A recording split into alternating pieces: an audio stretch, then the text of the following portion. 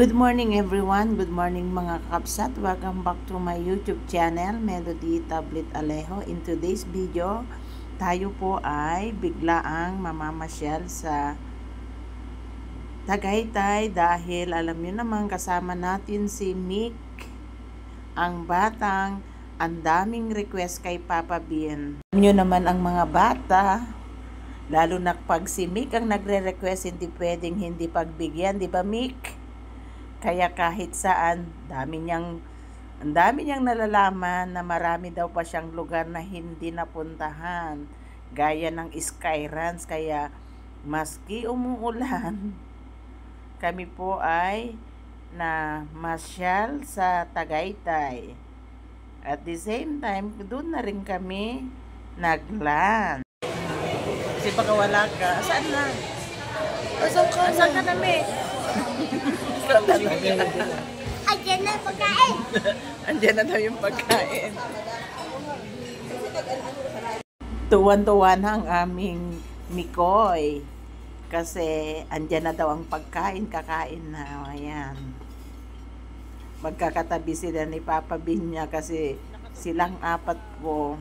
Iba ang pagkain. Meron po kami kasing hindi makakain. Siyempre mga kaibigan yung Adventista, kaming apat din dito sa Herrera, kami yung magkakasama ng pagkain.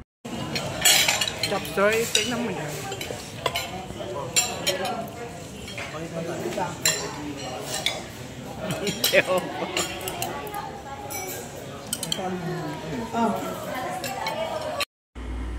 Papayag ba naman na hindi talaga makapasok sa Skyranch si Mick? Siyempre hindi. Buti na lang gumanda-ganda ang panahon.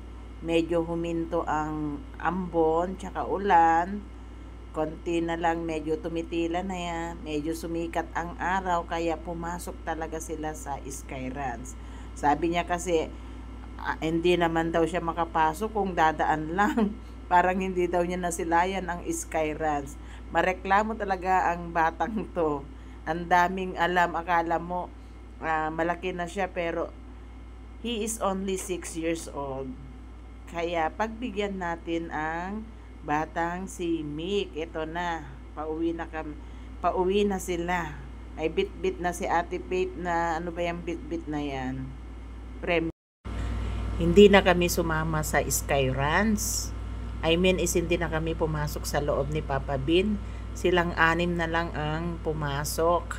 Si Mick naman daw, ayaw daw naman niyang sumakay sa Ferris wheel kasi kaya sumakay lang daw sila sa train. Sa train, sabi ni Lola Ria. Sina Ate Faith, naglaro-laro yata kaya may bit-bit siyang papremyo.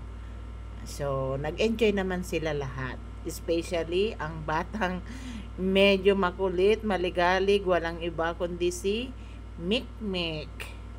Salamat po mga kapsat sa inyong panonood ng short vlog na ito.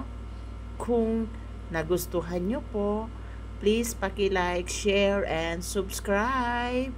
Ito muli ang iyong kaibigan si Melody nagsasabi, problema man ay marami, huwag sana nating kalimutan ngumiti.